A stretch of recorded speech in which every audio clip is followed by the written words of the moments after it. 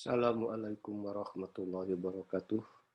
Selamat pagi saudara-saudara. Pada pagi ini Bapak akan menjelaskan tentang pengertian manajemen pemasaran.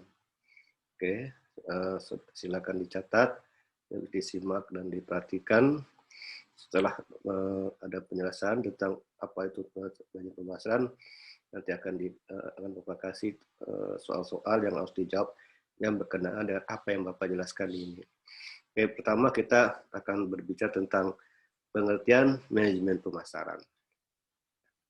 Oke, jadi kalau sudah dari sini di screen di layar ini disebutkan bahwa definisi pemasaran adalah suatu proses dan manajerial yang membuat individu atau kelompok mendapatkan apa yang mereka butuhkan dan inginkan dengan menciptakan, menawarkan, dan mempertukar produk yang bernilai kepada pihak lain atau segala kegiatan yang menyangkut penyampaian produk atau jasa mulai dari produsen sampai konsumen.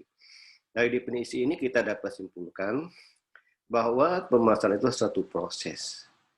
Mengapa satu proses? Karena ada interaksi antar penjual dan pembeli, antar produsen dan konsumen. Itu proses, ada interaksi. Dan menjelaskan itu kenapa pemasaran kata satu manajerial? Karena pemasaran atau marketing juga dapat dipelajari, dapat dikelola, ya, dapat direncanakan, diorganisir dan diawasi. Dan ini bagaimana membuat individu atau kelompok mendapat apa yang mereka butuhkan dan inginkan. Jadi di sini kita simpulkan bahwa agar produk kita bisa disenangi konsumen, maka kita harus harus memahami apa yang konsumen butuhkan, apa yang konsumen inginkan, dan kita berusaha untuk memenuhi keinginan mereka. Dengan bagaimana caranya? Dengan menciptakan, menawarkan, dan menjual produk yang bernilai. Jadi agar konsumen mau tertarik untuk membeli produk kita, maka produk kita itu harus bernilai. Apa arti bernilai? Bernilai artinya manfaat. Ini artinya manfaat, bahwa produk itu punya manfaat, dan manfaat ini sesuai dengan kebutuhan dan keinginan konsumen. Kalau Anda dikasih buku ilmu teknik, apakah Anda mau membeli buku teknik atau menerima buku teknik? Bapak yakin tidak, karena buku teknik tidak bernilai bagi Anda, karena Anda tidak belajar ilmu teknik. Sehingga buku tidak bagi Anda dan Anda tidak akan membeli. Kenapa tidak membeli? Karena buku itu tidak sesuai dengan keinginan Anda. Karena Anda sekarang belajar pemasaran. Ya. Jadi kalau Bapak kasih buku pemasaran, pasti Anda mau, karena Anda berpemasaran, karena sesuai dengan keinginan Anda. Ini yang pemasaran. Ada juga Peter Drucker mengatakan bahwa marketing is creating the customer. Jadi pemasaran itulah menciptakan pelanggan. Memang sederhana definisi ini dari Peter Drucker, tapi punya makna yang sangat mendalam. Ini marketing is creating the customer.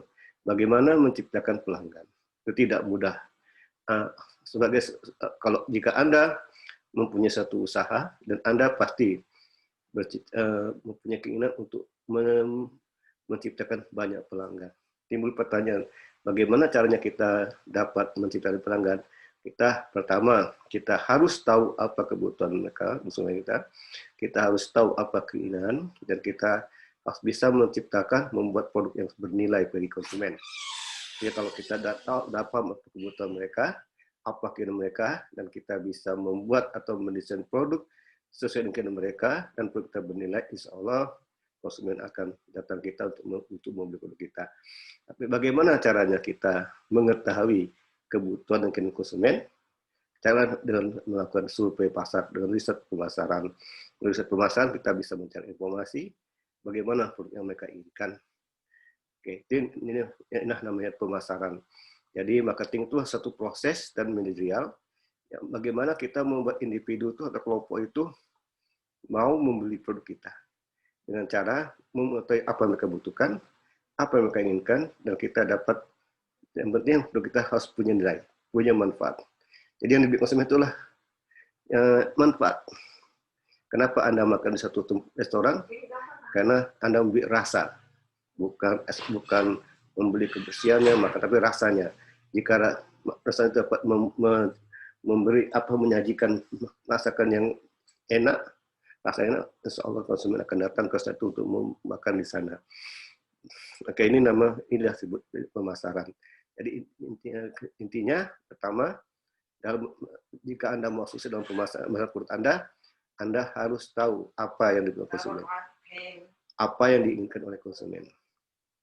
Kemudian produk yang kita buat harus punya nilai, harus bernilai.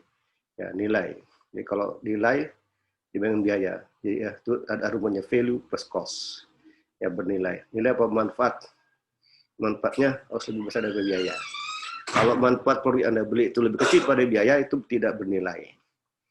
Ya, Anda membeli kamera murah, harganya 200.000, tapi setiap minggu rusak, dibawa ke bengkel, rusak akhirnya biaya besar daripada manfaatnya, sehingga itu kamera tidak bernilai. Ini oke, sudah paham tentang apa itu definisi pemasaran, ya, Anda sudah baca di sini. Kemudian peranan pemasaran. Jadi peranan pemasaran ini tidak hanya menyampaikan produk dan jasa tingkatkan konsumen, tapi Anda juga harus mengetahui bagaimana produk atau jasa tersebut dapat memberikan kepuasan kepada pelanggan dan dapat memberikan laba bagi Anda. Ya, sehingga kalau pelanggan puas, pelanggan akan datang kepada Anda dan membeli produk Anda, sehingga Anda akan memberikan laba. Ini tujuan. Jadi peran pemasaran tidak hanya menyampaikan produk jasa, tapi bagaimana produk Anda tuh, jasa Anda tuh dapat memberikan kepuasan. Nah, itu dia. Ketiga, bagaimana memuaskan pelanggan Anda, sehingga pelanggan Anda tetap loyal pada Anda, membeli produk Anda selalu. Cara memuaskan pelanggan adalah dengan cara dia tadi mengetahui apa keinginan konsumen dan berusaha untuk memenuhi konsumen. Nah, itu dia, dan produk harus bernilai. Jadi sasaran dari pemasaran adalah menarik pelanggan baru dengan menjanjikan nilai superior, nilai yang unggul. Menetapkan harga yang menarik, bukan harga yang murah, tapi harga yang menarik, harga terjangkau, dan harga yang murah. Ya, seperti disebutkan harga menarik. Mendistribusikan produk dengan mudah, mempromosikan secara efektif, serta mempertahankan pelanggan yang sudah ada dengan tetap memegang prinsip kepuasan pelanggan. Jadi intinya ini, kalau Anda sebagai pemasar, Anda tidak hanya menjual produk Anda, jasa Anda kepada konsumen, tapi Anda harus bisa membuat produk Anda, jasa tersebut dapat memberikan kepuasan pada pelanggan Anda. Ini yang penting. Ya, jadi Anda harus mendesain produk Anda sesuai dengan keinginan pelanggan Anda. Apa keinginan pelanggan Anda, sehingga pelanggan Anda tuh tetap loyal pada Anda. Oke, sehingga banyak pelanggan Anda membeli produk Anda, sehingga Anda akan dapatkan laba yang besar. Jadi produk Anda mempunyai nilai superior, ya. Walaupun harganya agak mahal, tapi kalau nilainya produk itu sangat superior, insya Allah pelanggan Anda tetap akan membelinya. Oke, jadi itu artinya peranan pemasaran. Jadi kita tidak hanya menyampaikan produk jasa kepada konsumen, tapi kita bagaimana membuat produk jasa kita dapat memberikan kepuasan pelanggan. Apapun usaha Anda harus berusaha untuk membuat pelanggan Anda puas. Anda harus berusaha memuaskan pelanggan Anda, jangan sampai kecewa. Kalau satu orang pelanggan kecewa, akan menjadi plus 10 orang lainnya. Kalau 5 orang yang kecewa, berarti 50 orang. Kalau 10 orang yang kecewa, berarti 100 orang. Kalau 100 orang kecewa, berarti berapa? 10.000 orang. Itu sangat berbahaya bagi perusahaan. Jika nanti perusahaan Anda akan ditinggalkan oleh konsumen jika Anda mengecewakan pelanggan Anda. Maka harus hati-hati, kita dalam berbisnis, kita harus tahu apa keinginan pelanggan, apa kebutuhan pelanggan, dan kita harus berusaha untuk memuaskan pelanggan kita. Oke, yang kedua adalah arti fungsi manajemen pemasaran. Manajemen pemasaran adalah suatu usaha untuk merencanakan. Ini karena ini manajemen. Kalau kita bicara soal manajemen, itu kita bicara fungsi-fungsi manajemen. Menurut teori, fungsi adalah planning, organizing, activity, and controlling. Nah, di sini manajemen pemasaran adalah satu usaha untuk merencanakan. Nah, merencanakan, ya, mengimplementasikan. Jadi kalau apa arti implementasi? Itu terdiri kegiatan mengorganisasikan, mengarahkan, mengkoordinir, serta mengawasi atau mengendalikan kegiatan pemasaran dalam suatu organisasi agar tercapai tujuan organisasi secara efisien dan efektif. Nanti mengorganisasikan, kita lihat ya, apa arti mengorganisasikan, kita Kita rekrut tenaga-tenaga pemasaran, pemasar yang yang paham tentang tugasnya, kemudian kita arahkan apa tugasnya, apa yang harus lakukan, dan kita koordinir untuk mencapai tujuan. Kita awasi, kita kendalikan, ya sehingga tujuan organisasi tercapai secara efektif. Efisiennya hemat biaya, efektif berhasil guna. Ini jadi kalau kita bicara masalah itu adalah usaha untuk merencanakan, mengimplementasikan, serta mengawasi dan mengendalikan kegiatan pemasaran dalam satu organisasi agar tercapai tujuan organisasi secara efektif dan efisien, yaitu analisis yang dilakukan untuk mengetahui pasar. Ya, dalam fungsi manajemen pasar ada kegiatan analisis, itu analisis yang dilakukan untuk mengetahui pasar dan lingkungan pemasaran, sehingga dapat diperoleh berapa besar peluang untuk membuat pasar dan seberapa besar ancaman yang harus dihadapi. Jadi analisisnya, pertama kita buat perencanaan, kemudian ya kita kembangkan rencananya strategi. Apa arti strategi ini? Rencana strategi apa? Rencana yang dapat memberi keuntungan bagi perusahaan. Itu arti strategi. Strategi tadi keuntungan, menguntungkan. Itu strategi artinya. Ya, mengembangkan rencana strategi ini rencana yang menguntungkan bagi perusahaan. Ini kedua, mengembangkan rencana pemasaran. Ya, mengembangkan sudah dikembangkan rencana pemasaran, mengimplementasikan, menjalankan rencana ini. Saya rencanakan, baru dikendalikan bagaimana hasilnya, dievaluasi hasilnya, atau baru mengambil tindakan perbaikan. Misalnya Anda mau usaha apa? Anda mau buka usaha restoran, Anda buat perencanaan, mengembangkan rencana restoran Anda. Apa yang Anda jual, bagaimana cara menjualnya, menu apa saja akan dijual pada konsumen. Nah, kembangkan bagaimana metode pemasarannya, bagaimana promosinya, bagaimana supaya konsumen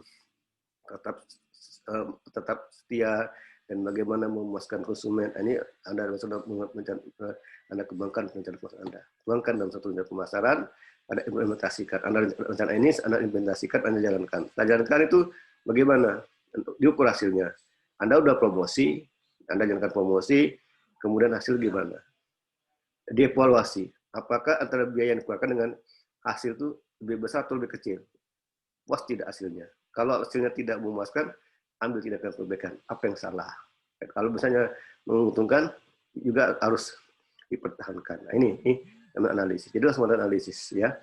Planningnya gimana, implementasinya gimana, dikendalikan, monitoring atau controlling yang bagus. Ya. Jadi kalau Anda nanti berbisnis begini, harus buat rencana pemasaran. Rencana Anda buat itu, Anda harus laksanakan, Anda kendalikan. Cara mengendalikannya, boleh Anda mengukur hasilnya, mengevaluasi dan melakukan tindakan perbaikan. Nah, ini dia analisis pemasaran. Jadi ini yang saya lakukan. Karena ingin menjadi seorang pengusaha yang sukses, Anda harus melakukan ini. Setiap apa yang melakukan harus melalui perencanaan, implementasi, dan pengendalian. Nah, ini gambar fungsi manajemen pemasaran. Kotler 2000. Jadi kalau ditanya apa sih fungsi manajemen pemasaran ini? Fungsinya adalah planning, implementasi, dan pengendalian. Planning itu termasuklah mengembangkan rencana strategi. Rencana strategi itu rencana yang bersifat menguntungkan perusahaan. Kemudian mengembangkan rencana pemasaran. Apa rencana? Misalnya apa? Misalnya promosi, riset, dan sebagainya. Ini masuk pengembangan rencana pemasaran. Ya, apa yang Anda rencanakan itu Anda laksanakan, jalankan. Dan jalankan bagaimana hasilnya. Hasil gimana? Dapat laba atau tidak? Banyak tidak pelanggan yang datang ke toko Anda. Nah, itu nanti dievaluasi. Kalau antara biaya promosi yang dikeluarkan dibandingkan dengan laba yang dia terima oleh perusahaan atau Anda, bandingkan. Kalau lebih kecil hasilnya, maka itu tidak efisien, tidak efektif, berarti gagal. Perlu perbaikan. Itu mengevaluasi hasil namanya. Bandingkan. Sama kalau Anda kuliah, berapa lama Anda kuliah di UPB, berapa banyak yang habis dikeluarkan untuk membayar itu dengan Anda. Dan Anda ukur hasilnya, IPK-nya, bisa kerja tidak, dan sebagainya. Kalau bisa dapat kerja berarti bagus. Nah, ini contohnya. Jadi Anda juga harus tahu pemasaran, bagaimana pemasaran Anda sendiri. Ya, nanti tamat dari kuliah dari ekonomi, Anda bisa ke usaha dan kerja itu marketing juga. Jadi marketing itu harus dipahami oleh setiap manusia. Ya, setiap manusia tidak lepas dari marketing. Ya. Nah ini dia perencanaan ya. Jadi kalau apa maksud rencana pemasaran? Penentuan segala sesuatu sebelum dilakukan kegiatan pemasaran. Berikut tujuannya apa strateginya, bagaimana terjangkau. Nah, ini perencanaan pemasaran. Ya, ini kan gitu. Jadi ini contohnya ya. Jadi pertama tujuan misalnya meniadakan ketidakpastian masa datang bila ada perubahan keadaan situasi dan kondisi perusahaan maupun di luar perusahaan tidak menentu. Nah, jika nanti ada yang mau bertanya silakan di komen ya di Google Classroom. Karena tujuan komunikasi sudah dimaksimalkan dengan perencanaan akan menghindari adanya penyimpanan tujuan. Rencana walaupun mahal tapi ekonomis karena segala kegiatan telah terfokuskan dengan segala biaya-biayanya. Jadi di pentingnya perencanaan ya. Jadi kalau Anda berbisnis tidak ada perencanaan, wah kacau itu, tidak berhasil bisnis Anda.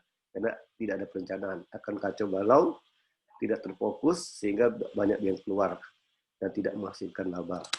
Karena sebenarnya tidak pasti karena Anda tidak tanpa perencanaan bingung Anda lakukan. Nah, rencana pemasaran ini diperlukan untuk setiap bisnis, produk atau merek. Nah, ini sebagai syarat minimal, perencanaan harus berisi bagian-bagian sebagai berikut. Adanya ringkasan bagi eksekutif. Jadi tujuannya apa? Menyajikan pandangan singkat atas rencana yang usulkan agar dapat ditinjau dengan cepat oleh manajemen. Ada namanya situasi pemasaran saat ini, ya. Menyajikan data latar belakang yang relevan, mengenai pasarnya gimana, produknya, persaingan dan distribusi gimana. Jadi kalau Anda dalam bisnis ini, Anda harus mengetahui situasi pasar saat ini. Bagaimana Anda mau buka usaha apa, misalnya usaha usaha misalnya usaha kuliner, Anda harus bisa lihat bagaimana pasarnya, ada yang beli tidak, bagaimana persaingannya gimana, ya, bagaimana produk yang disediakan, dan sebagainya, bagaimana distribusinya. Nah ini situasi saat ini gimana pasarnya. Ya, kemudian Anda juga menganalisis ancaman dan peluang. Anda mengidentifikasi ancaman dan peluang utama yang mungkin mempengaruhi produk. Jadi perlu menganalisis SWOT ya. Ada strength-nya, ada weakness-nya, ada threat dan opportunity. Apa ancamannya, ada peluang tidak gitu. Itu kita analisis ini itu udah rencana. Kemudian sasaran isu, menentukan sasaran perusahaan untuk produk dan penjualan. Siapa pasarnya, pangsa pasarnya siapa, labanya berapa, dan isu apa yang akan memulai sasaran ini. Ada tidak isu apa yang bisa mempengaruhi sasaran ini. Gitu. Jadi Anda tentukan dulu sasaran perusahaan untuk produk dan penjualannya. Anda buat produk ini untuk siapa, dijual kemana, siapa pasarnya itu ya. Anda analis pasar konsumen Anda, siapa yang dituju ini. Nah, lalu ada strategi pemasaran, menyajikan pendekatan pemasaran yang luas yang akan digunakan untuk mencapai sasaran bencana. Kemudian program tindakan menspesifikasikan apa yang akan dilaksanakan, siapa yang akan melakukannya, kapan dan berapa biayanya. Ini program tindakan. Anggaran laporan laba dan rugi yang diprosesikan yang meramalkan hasil keuangan yang diharapkan dari rencana tadi. Papan pengendalian menunjukkan bagaimana kemajuan rencana akan dipantau. Ini adalah penjelasan dari gambar satu ini, yaitu fungsi manajemen pemasaran. Ada planning, ada implementasi, ada pengendalian. Nanti Anda coba jelaskan bagaimana gambar fungsi pemasaran dengan contoh. Contoh misalnya Anda bisa apa, bagaimana rencana Anda, bagaimana implementasinya, bagaimana pengendaliannya ya. Nanti Anda buat di Google Classroom, Anda buat satu analisis, masing-masing proses beda. Oh, saya membuat usaha misalnya usaha kerupuk namanya. Usaha kerupuk. Ya Anda harus buat ini. Bagaimana merencanakannya? Bagaimana mengembang strategi kredit untuk kerupuk Anda buat itu? Bagaimana Anda merencanakan pemasaran kerupuk? Dan bagaimana Anda implementasinya? Dan bagaimana pengendaliannya? Nah, itu ya. Anda nanti buat di Google Classroom ya. Nanti Bapak baca di Google Classroom di komentarnya. Ya, bagaimana analis Anda. Jangan tidak dikerjakannya semuanya nanti ingat tugas terstruktur itu dinilai semua. Ya, kalau yang masih tidak mengerjakan berarti tidak datang, tidak menyimak ya. Oke, kita lanjutkan lagi. Kemudian implementasi pemasaran. Kalau akan implementasi itu melaksanakan pemasaran. Implementasi mana? Suatu proses yang mengubah strategi dan rencana pemasaran menjadi tindakan pemasaran. Ada kegiatannya untuk mencapai sasaran. Kalau hanya rencananya, tapi tidak dilaksanakan, tidak mau tercapai. Anda misalnya kuliah, rencananya mau jam malam belajar, tapi ada rencana tidak dilaksanakan itu percuma. Jadi implementasinya harus dilaksanakan, rencana terus dilaksanakan, diimplementasikan. Jadi implementasi mencakup aktivitas sehari-hari dari bulan ke bulan yang setelah efektif melaksanakan rencana pemasaran. Kegiatan ini dibutuhkan program tindakan yang menarik semua orang atau semua aktivitas serta struktur organisasi formal yang dapat memainkan peran penting dalam mengimplementasi strategi pemasaran. Jadi Anda harus kreatif. Bagaimana menarik pelanggan supaya mengatakan kepada Anda. Nah, ini harus punya strategi, punya rencana. Rencana yang bagaimana rencana Anda yang Anda buat itu dapat menarik pelanggan. Punya apa? Diskon, ada apa? Ada hadiah dan sebagainya. Sehingga rencana ini Anda laksanakan, ya, laksanakan sehingga nanti dengan harapan pelanggan akan datang ke toko Anda dan membeli produk Anda karena adanya diskon dan lain sebagainya. Implementasi yang sukses tergantung dari beberapa kegiatan kunci. Pertama, pengorganisasian kegiatan pemasaran. Artinya proses menciptakan hubungan antara fungsi personalia dan bisnis sana agar kegiatan pemasaran yang harus dilaksanakan bisa mencapai tujuan benar, meliputi pembagian kerja, wewenang, tanggung jawab pekerja. Jadi ada namanya pembagian kerja, ya, ada namanya komunikasi, ya, komunikasi hubungan antara fungsi personalia dengan atau fisik, ada sarana, ya kan, ya, sehingga kalau ada orang ada kerja tidak ada sarana gimana mau bekerja. Jadi manusia itu dia harus kasih prasarana, ya, misalnya untuk melakukan survei harus kasih sarannya apa, ya kan, harus kasih sarana misalnya kendaraan, buku, catatan, apa seperti itu dan sarana, sehingga apa akan berjalan lancar, ya kan. Ada pengen kerja, siapa yang tugasnya menjual, siapa tugasnya merencanakan, siapa tugasnya memutuskan, ini harus ada apa yang kerja, wewenang, tanggung jawab dan pelaporan kerja. Jadi dalam pengorganisasian ada karyawan itu dikasih tugas masing-masing, apa tugas-tugasnya, siapa jadi salesman, siapa jadi clerk, siapa jadi manajernya dan sebagainya. Itu apa yang tugas manajer pemasaran, apa tugas salesman, apa tugas supervisor, itu ada dibagi tugas. Jadi sehingga itu dengan teratur dikerjakan dengan rapi. Tujuannya setiap orang dalam organisasi bertanggung jawab dalam melaksanakan kegiatan pemasaran yang telah dibebankan kepadanya sehingga tidak overlapping terjadi. Kalau tidak dibagi kerja, ada kerja sehingga tidak di overlapping, bingung. Ya, kalau ada pekerjaan enak. Jadi masing-masing dengan menjalankan tugas masing-masing. Dan laporan, bertanggung jawab dan beri laporan. Nah, ini. Untuk umum dalam departemen pemasaran yang modern antara lain ada organisasi fungsional di mana berbagai aktivitas pemasaran yang berbeda di kepala spesialis fungsional. Ada manajemen penjualan, ada manajemen penjualan, ada periklanan, ada organisasi pemasaran, ada pelayanan terhadap pelanggan, ada input baru. Jadi dalam organisasi pemasaran itu ada bahkan di belakang namanya customer service, ada pegawai menjadi manajer penjualan, ada manajer bagian iklan. Jadi urusan iklan ada iklanan, urusan periklanan ada bagiannya. Ada departemen yang khusus menangani riset, sama departemen riset pemasaran, ada tugasnya. Gitu. Ada bagian yang hanya menangani penjualan, itu manajer penjualan. Jadi ini namanya organisasi fungsional, ya. Ada organisasi geografik di mana karyawan bagian penjualan dan pemasaran diberi tugas di negara, wilayah dan distrik tertentu. Ada misalnya satu perusahaan itu menugaskan seseorang menanggung jawab misalnya daerah Kalimantan. Jadi mengepali Kalimantan. Jadi bertugas hanya menangani penjualan di Kalimantan. Ada yang kena di Sumatera, ada yang kena di Sulawesi, ada yang kena di Papua dan sebagainya. Atau ada yang Kalbar satu orang, di Kaltim satu orang. Ini namanya organisasi geografik, di mana karyawan bagian penjualan dan diberi tugas di negara, wilayah atau distrik tertentu. Misalnya perusahaan motor, Honda, di Jepang, ada yang divisi di Indonesia, ada divisi Malaysia, ada divisi di Filipina, itu berarti negara, ya kan? Nanti di Indonesia gitu, di Indonesia ada cabangnya, cabang Honda, ada divisi Kalimantan, ada divisi Sumatera, ada divisi Sulawesi dan sebagainya itu. Nanti di Kalimantan juga, Kalbar juga ada divisi lagi, ada divisi Pontianak, divisi Singkawang, divisi Sangko dan sebagainya. Ini namanya organisasi geografik. Ada juga organisasi bagian produk, karena ini mengembangkan masalah dari segi pelengkap produk atau tertentu. Bila perusahaan ini mempunyai banyak produk atau yang berbeda. Kalau satu perusahaan itu menjual banyak produk dengan yang berbeda. Ada divisi sepeda motor, Honda, ada divisi sepeda motor Yamaha, misalnya, ada divisi mobil dan sebagainya. Jadi setiap satu banyak produk atau merek, berarti nanti ada karyawan bertugas menangani satu merek saja. Misalnya Honda, ada atau misalnya Honda mobilnya mobil Honda mobil kan gitu. Itu artinya itu organisasi manajemen produk ya gitu. Jadi mengenai itu. Jadi kalau ada masalah tentang sepeda motor ya ada orang yang bertanggung jawab, kalau mobil ada orang bertanggung jawab. Jadi itu teratur. Atau bila firm yang satu lini produk karena banyak tipe pasar berbeda mempunyai versi menjadi pasar. Jadi menjadi ini bertanggung jawab untuk mengembangkan rencana jangka panjang dan tahunan untuk penggunaan utama dari sistem ini adalah bahwa perusahaan diorganisasikan di sekitar kebutuhan spesifik pelanggan ini ya. Nah ini.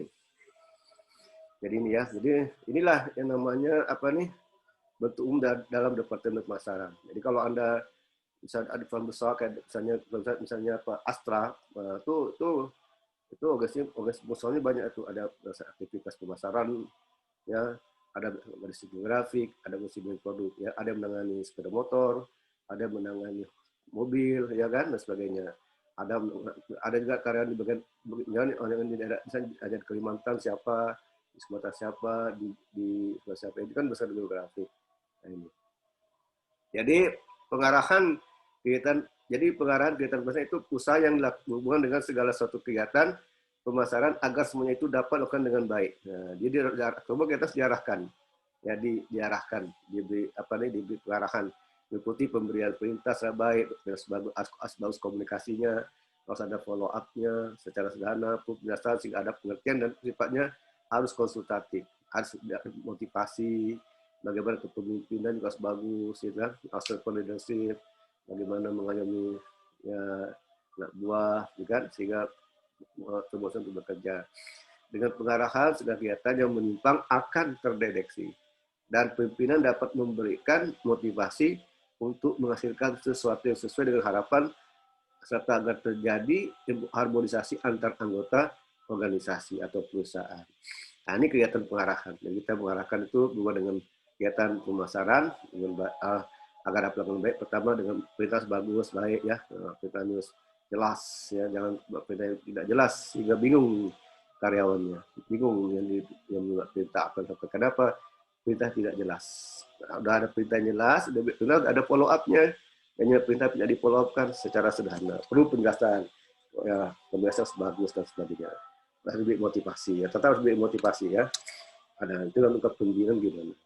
Nah nih, pengkoordinasian dan pemasaran, usaha mensinkronkan dan menyatukan segala kegiatan pemasaran dalam organisasi agar tercapai tujuan yang efektif dan efisien. Cara-cara menjalankan koordinasi yang efektif dengan berbagai cara, yaitu diadakan prosedur yang standar dan jelas dan ditentukan tanggal penyelesaiannya, deadline. Jadi setiap itu ada deadline-nya. Setiap tugas ada deadline-nya. Setiap kegiatan ada deadline-nya. Kalau tidak ada deadline-nya nanti lama selesainya, ya. Bisa molor waktunya. Tidak ada deadline-nya. Koordinasi dilakukan secara formal melalui pimpinan, staf, pembantu, panitia maupun pejabat menghubung, tetap melakukan kontak tidak formal. Pengendalian evaluasi kegiatan pemasaran itu pertama usaha untuk memberikan petunjuk pada para pelaksana agar mereka selalu bertindak sesuai dengan rencana, mengikuti ada standar, ada standarnya, master assessment pada hari ini harus mencapai mendapatkan 10 orang pelanggan, itu standar. Nah, misalnya supervisi kegiatan atau pemeriksaan perbandingan hasil dengan standar kegiatan mesti standar ini ya, ini namanya evaluasi kegiatan pemasaran. Kemudian evaluasi. Jadi dia ada gambar. Ini gambar proses pengevaluasian kegiatan pemasaran. Pertama, apa yang dicapai? Apa yang terjadi? Mengapa hal itu terjadi? Apa yang harus kita lakukan mengenai hal tersebut? Pertama, kita menetapkan sasaran. Apa yang dicapai? Apa sasaran Anda? Nah, ya. Kemudian mengukur kinerjanya. Apa yang terjadi? Kita misalnya bahwa hari ini setiap salesman harus bisa memperoleh 10 pelanggan. Harus bisa memperoleh 10 pelanggan. Tapi apa yang terjadi? Masing-masing ada yang menghasilkan rata-rata salesman hanya dapat 5 pelanggan. Jadi berarti kerja gimana? Tidak sesuai dengan standar, kan? Tidak sesuai dengan sasaran. Kenapa? Nah, kita evaluasi kerjanya. Mengapa itu hal itu terjadi? Kenapa dia dapat 5 pelanggan? Nah, itu kan dievaluasi. Dibandingkan apa yang ingin capai dengan apa yang terjadi.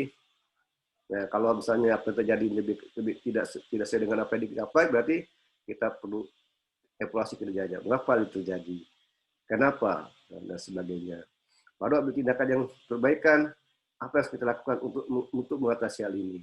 Kenapa kok salesman hanya bisa mencapai 5, mendapat 5 pelanggan? Padahal asalnya setiap salesman hanya harus mencapai 10, minimal maksimal minimal 10 pelanggan. Tapi salesman hanya mendapat 5 pelanggan.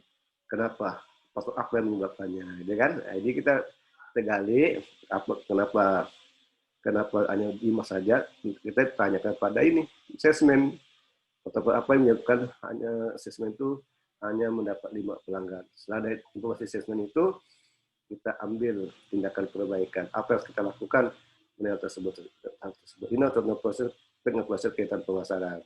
Misalnya Anda punya usaha, ya kecil, jual apa, misalnya jual burung, ya, burung perkutut. Anda kita pasaran bahwa satu bulan harus terjual 10 ekor burung. Ini sasarannya. Nah, Anda lakukan, Anda buat rencana pemasarannya, Anda promosikan, Anda cari penjual, Anda udah usahakan promosikan segala cara pakai media apa, dan setelah itu apa terjadi? Ternyata tiap bulan hanya terjual 3 ekor burung apa dari burung perkutut. Nah, berarti apa terjadi kampung 3? Ternyata waktu penjualannya kata konsumen tidak menyukai burung perkutut, menyukai burung murai dan sebagainya. Nah, ini kita kaji. Bahwa kita dia kan kalau gitu nanti ke depannya kita jangan terlalu banyak mensuplai burung perkutut, kita cari burung murai karena sesuai dengan apa dengan pelanggan. Nah, ini contohnya kita proses pemasaran. Jadi kita bisa nilai ini namanya proses. Ini kita pemasaran, kita ukur kinerjanya, kita mengevaluasi kinerja, kita ambil tindakan perbaikan. Nah, ini aja. Jadi kegiatan pengendalian itu di atas dapat dua macam. Ada pengendalian operasional, ada namanya pengendalian strategi, gitu kan? Pengendalian operasional termasuk memeriksa kinerja yang sedang berlangsung terhadap rencana tahunan dan mengambil tindakan perbaikan kalau perlu. Tujuannya adalah memastikan bahwa perusahaan mencapai penjualan, laba, dan sasaran lain yang ditetapkan dalam rencana tahunannya. Dan ini juga mencakup penentuan produk, wilayah pasar, dan salon yang berbeda yang dapat mendatangkan laba. Yang kedua, pengendalian strategik meliputi pengamatan apakah strategi dasar itu perusahaan resmi sesuai dengan peluang yang terbuka.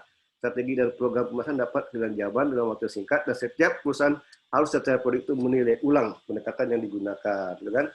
Nah, ini dia. Kemudian ketiga ini audit pemasaran, ya. Audit pemasaran itu pertama satu alat utama untuk melakukan pengendalian tadi adalah audit pemasaran.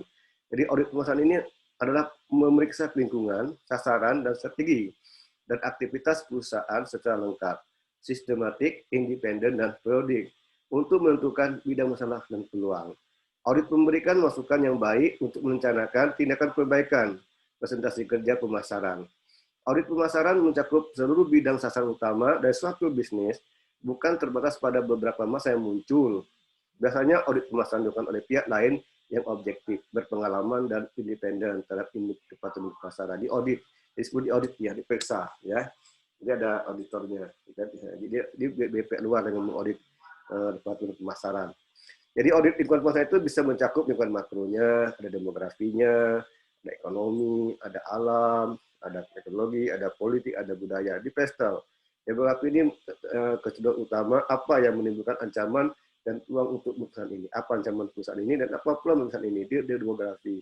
Dan ekonomi, bagaimana apa dalam pendapatan, harga, tabungan, dan kredit akan berdampak pada perusahaan. Ini juga ekonomi. Ekonomi bisa memberi peluang dan juga bisa memberi ancaman. Misalnya kalau resesi ekonomi, apa ancamannya dan apa peluangnya. Gitu kan? Alam, bagaimana penggunaan biaya dan ketersediaan sumber daya dalam dan energi. Apakah perusahaan bertanggung jawab memelihara ketersediaan lingkungan? Teknologi, Perubahan teknologi juga apa yang sedang berlangsung, bagaimana posisi perusahaan dalam teknologi. Nah, ini juga penting teknologi. Sekarang dari era teknologi, dari revolusi 4.0. Jadi setiap perusahaan itu harus beradaptasi dengan perubahan teknologi ya. Kalau Anda berbisnis tidak beradaptasi dengan perubahan teknologi, bisa Anda akan kalah dengan perusahaan Anda. Kemudian politik, undang-undang apa yang sudah berlaku dan sedang dibahas akan memengaruhi strategi pemasaran. Ini politik ya. Ini politik. Jadi Anda juga ikut perkembangan undang-undang, sering membaca undang-undang apa yang berlaku. Kadang undang mungkin Anda dalam melakukan pemasaran ya. Budaya, bagaimana sikap publik terhadap bisnis Anda, buat apa dalam gaya hidup konsumen yang mungkin mempunyai dampak. Ini dia ya. Nah, ini lingkungan makro. Gimana dengan mikro? Ada pasar, ada pelanggan, ada pesaing, ada distribusi, ada pemasok, ada publik. Ini lingkungan mikro. Ya, kalau lingkungan makro tadi ada demografi, ada ekonomi, ada alami, ada teknologi, ada politik, ada budaya. Nah, kalau lingkungan mikro ini seperti pasar, apa yang sedang terjadi pada lingkungan pasar? Pertumbuhannya, diskusi fotografi dan laba. Pelanggan, bagaimana pandangan pelanggan butuh produk dan jasa dan harga. Kalau pesaing, siapa pesaing utama? Apa strategi yang dipakainya? Berapa pangsa pasarnya? Dan apa kekuatan dan kelemahannya? Kita harus ini, dan pesaing kita juga harus membantu pesaing. Kita mati pesaing. Jangan lengah. Kita juga tunggu apa pasar kita. Siapa pelanggan kita? Bagaimana kita mengundang pelanggan? Bagaimana memasarkan pelanggan? Itu penting ya. Kemudian saluran distribusi, saluran apa yang dipakai perusahaan untuk mendistribusi produk kepada pelanggan. Bagaimana presentasi kerjanya. Jadi kita juga bisa bekerjasama dengan supplier, ya, dengan pemasok kerjasama. Ya, karena kita butuh saluran distribusi kita. Ya. Pemasok, kecenderungan apa yang mempengaruhi pemasok, bagaimana perkiraan kesehatan sumber daya kunci untuk produksi. Publik kunci mana yang membawa masalah atau peluang. Bagaimana perusahaan menghadapi publik ini? Publik ini kan masyarakat, ya, publik masyarakat. Nah, itu namanya lingkungan mikro, ya, lingkungan mikro. Nah, ini ada namanya audit pemasaran. Apa yang diaudit? Tentang misi bisnis gimana, objektif pemasaran, apa tujuan pemasarannya, bagaimana strategi pemasarannya, bagaimana anggarannya, apa misi yang diberikan, apakah misi diberikan yang jelas dan dari pada pasar. Kalau tidak, berarti tidak bagus.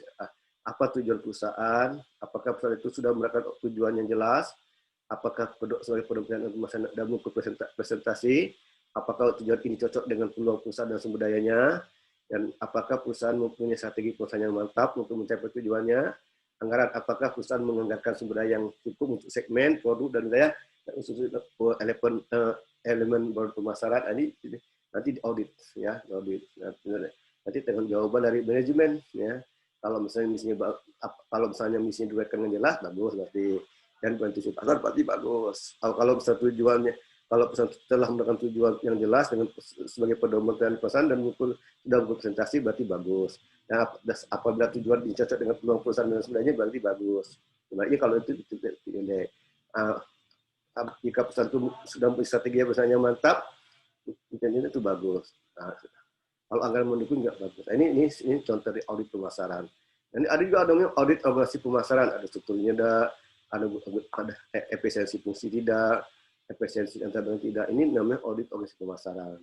Ada struktur formalnya. Apakah kepala bagian pemasaran mempunyai wewenang yang memadai atas akses yang mempengaruhi kebutuhan pelanggan? Apakah kegiatan pemasaran secara optimal disusun sesuai dengan unit fungsi, produk asal dengan teritori? Nah, ini termasuk struktur formal. Efisiensi fungsi, apakah pemasaran dan penjualan berkomunikasi secara efektif? Apakah staf pemasaran dilatih, disupervisi, dimotivasi dan evaluasi dengan baik? Efisiensi pemasaran, apakah staf pemasaran kerjasama dengan baik dengan bagian manufaktur, di bank pembelian sumber daya, manusia dan bidang-bidang pemasaran yang lain?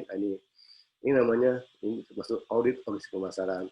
Nah, juga ada audit sistem pemasaran, ada sistem informasi pemasaran, ada sistem penelitian pemasaran, ada tidak sistem pemasaran, ada tidak pengembangan produk baru. Ini juga termasuk audit sistem pemasaran. Ini dapat dibaca. Ini audit sistem perlu ya, pakai software, pakai teknologi ini, sistem informasi pemasaran, sistem perencanaan pemasaran, sistem pengendalian pemasaran, sistem pengembangan produk baru. Ada juga namanya audit kualitas pemasaran, analisis kemampuan pemasaran laba. Seberapa besar laba yang mampu dihasilkan dari berbagai produk, pasar, teknologi, dan saluran distribusi berbeda. Kalau kita buat produk, kita ke pasar, kita gunakan promosi, apakah produk kita yang kita jual itu mampu bosan laba. Kalau tidak mampu berarti tidak produktif. Analisis eksternal biaya, apakah ada aktivitas pemasaran yang menyerap biaya berlebihan? Bagaimana mengurangi biaya tadi? Hanya perlu dikaji, gitu enggak? Dan kita audit produk pemasarannya. Audit fungsi pemasaran, bagian produknya, apakah produk ini dapat memberi kepuasan pada pelanggan, gitu kan? Apakah perlu ada produk baru itu tambahkan? Apakah ada produk yang ditarik? Apa ada produk yang dapat memberi manfaat? Bagaimana mutu produknya? Ya, ini juga harus di audit fungsi pemasaran. Bagaimana harga? Apa yang ditujuan harga? Bagaimana strategi penerapan harganya? Bagaimana persiapan harganya? Apakah promosi harga diperoleh dengan tepat? Ini termasuk audit fungsi pemasaran. Bagaimana distribusinya? Apa yang menjadi objektif dan strategi distribusi? Apakah liputan dan pelayanan pasar memadai? Apakah saluran distribusinya sudah ada, sekarang displaynya diubah atau ditambah yang baru? Bagaimana iklan promosi, penjualan dan publikasi. Nah, ini apa yang menjadi objektif promosi perusahaan? Bagaimana anggaran ditetapkan? Apakah anggaran mencukupi? Apakah pesan iklan dan media dikembangkan dan dengan baik? Apakah perusahaan mempunyai program promosi dan hubungan masyarakat yang dikembangkan dengan baik?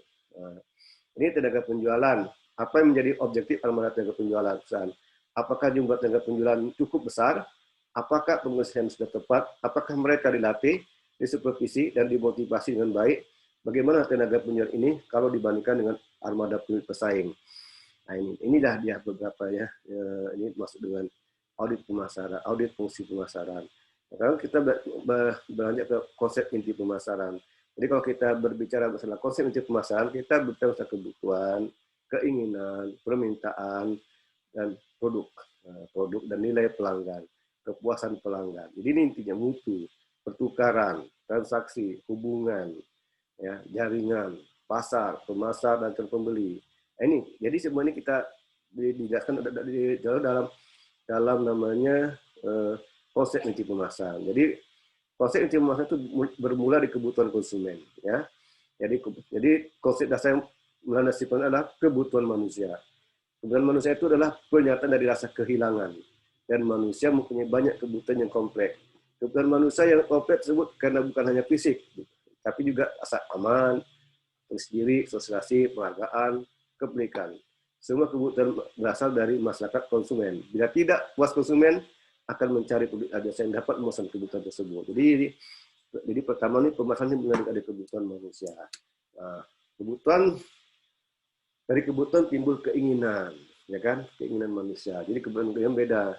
Kebutuhan manusia di sebenarnya sama, tidak beda ya. Jadi kebutuhan manusia di sebenarnya itu sama. Yang berbeda hanya keinginan. Semua manusia perlu makan, tapi keinginan beda, makanya beda, tidak sama. Itu keinginan. Kalau makan sama, semua manusia dia perlu minum, perlu makan, perlu rumah, perlu pakaian. Tapi kalau yang itu sama semua, tapi yang beda hanya keinginan. Kalau dia beli pakaian yang model gimana, warnanya apa, itu kan beda keinginan. Kalau lapar makannya makan apa, itu beda. Kalau orang Amerika makannya burger, kalau misalnya makan nasi itu udah beda, itu keinginan ya. Jadi kita harus bisa sebagai pemasar memenuhi kebutuhan dan keinginan manusia konsumen. Kalau kita harus tahu ya, kita harus bisa produk kita dan keinginan konsumen pelanggan kita.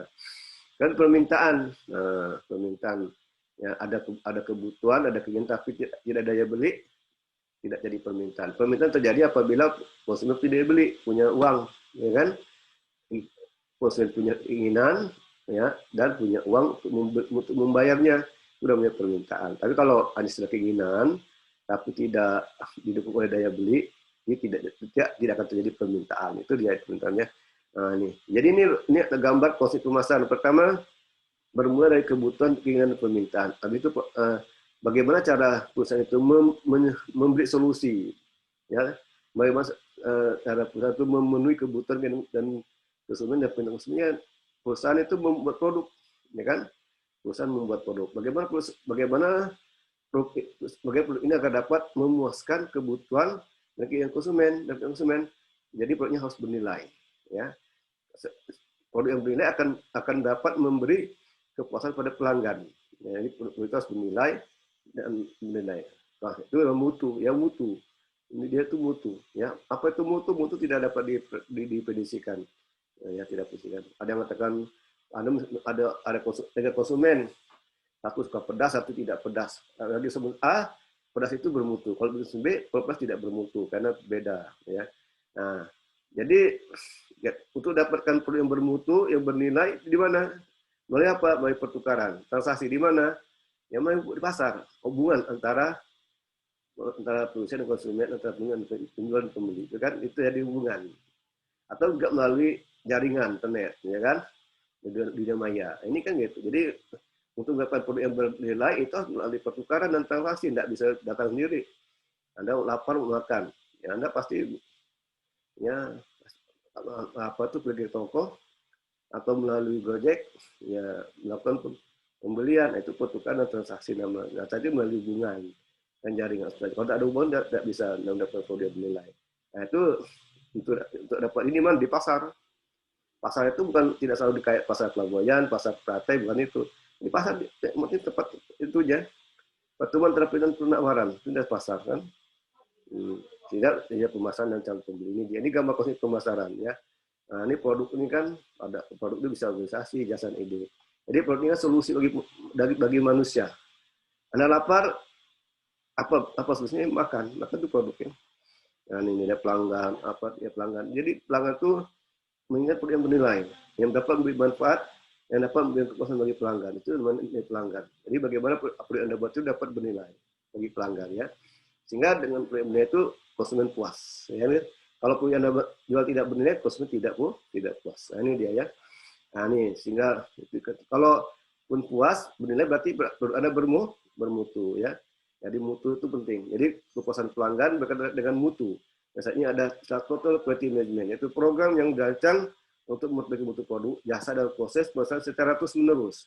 Jika memiliki komitmen antara lain fokus terhadap pelanggan, memiliki apresiasi yang tinggi terhadap kualitas, menggunakan pendekatan ilmiah dan pengeputusan dengan masalah, memiliki komitmen yang panjang, membutuhkan kerjasama tim, memperbaiki proses secara perkembangan dan menyelenggarakan pendidikan dan pelatihan untuk karyawan. Nah, ini pertukaran tadi. Ya. Kalau kapan terjadi pertukaran? Pertama terdapat setidaknya dua pihak. Kalau ada satu pihak tidak ada pertukaran, hanya ada pembeli, tidak ada pertukaran. Hanya satu penjual, tidak pembeli, tidak ada pertukaran. Jadi minimal sudah ada dua pihak. Satu pembeli, ada pembeli, ada penjual. Masing-masing pihak memiliki sesuatu yang mungkin berharga dari pihak lain. Dia punya banyak nilai berharga. Kalau dia berharga tidak akan jadi pertukaran. Ya. Masing-masing pihak mampu berkomunikasi dan melakukan penyerahan. Kita bisa berkomunikasi. Kalau tidak bisa komunikasi gimana? Ya, masing-masing pihak bebas menerima atau menolak tawaran pertukaran. Boleh nolak. Kalau tidak boleh terpaksa. Masing-masing pihak yakin bahwa berunding dengan pihak lain adalah layak dan bermanfaat. Harus boleh bernegosiasi, boleh menawar, dan boleh tidak membeli. Nah, ini beri pertukaran. Sehingga kalau Anda udah dia, jadi Anda tahu transaksi, ya ada dua pihak. Jadi ada dua pihak di transaksi. Ada uang, ada barang, Anda setuju, oke, Anda bayar, itu transaksi. Ya. Jadi ini hubungannya. Jadi semua pasar itu harus melakukan hubungan yang baik dengan pelanggan. Bagaimana menciptakan, memelihara, dan meningkatkan hubungan erat dengan yang bernilai dengan pelanggan dan pihak-pihak yang berkepentingan yang lain. Dengan kata lain, hubungan adalah taktik membangun hubungan jangka panjang yang dapat memuaskan pihak-pihak pelanggan, termasuk guna mempertahankan bisnis jangka panjang Anda. Karena ini juga ada jaringan, Anda juga punya jaringan. Jaringan itu misalnya pelanggan, supplier, distributor, pengecer, dan Anda bersama nih jaringan sehingga akan memudahkan Anda dalam berbisnis. Nah, ada pasar, ya. Anda juga kemana pasarnya siapa kan? Konsumen. Di pasar ini terdapat semua pelanggan potensial yang memiliki kebutuhan dan keinginan tertentu yang sama, yang mungkin bersedia dan mampu melaksanakan pertukaran untuk memuaskan kebutuhan keinginan itu. Ini pasar. Dan ya, pasar pembeli, pelaksanaannya. Nah, ini ya. Ini ada gitu filosofi mengenai pemasaran. Ada falsafah yang sebaiknya digunakan. Nanti kita akan minggu depan kita akan jelaskan filosofi di pemasaran. Oke, sekian dulu ya. Jadi, setelah itu Bapak akan bertanya. Coba Anda yang pertama, apa itu pemasaran? Coba Anda sebutkan definisi pemasaran menurut 5 ahli. Yang kedua, Anda jelaskan coba konsep inti pemasaran. Apa itu konsep inti pemasaran? Dan sebutkan komponen dari konsep inti pemasaran dan jelaskan. Yang ketiga, Anda jelaskan apa itu audit lingkungan pemasaran. Ya. apa itu audit lingkungan pemasaran. Yang keempat, Anda jelaskan apa itu audit pemasaran. Yang kelima, Anda jelaskan apa itu audit organisasi pemasaran. Yang keenam, Anda jelaskan apa itu audit sistem pemasaran. Yang ketujuh, Anda jelaskan apa itu audit produktivitas pemasaran. Yang kedelapan, Anda jelaskan apa itu audit fungsi pemasaran. Dan coba Anda jelaskan juga gambar proses perencanaan pemasaran dan berikan contoh. Oke ya, terima kasih. Anda jawab dari Bapak tadi dan jawab di classroom. Assalamualaikum warahmatullahi wabarakatuh.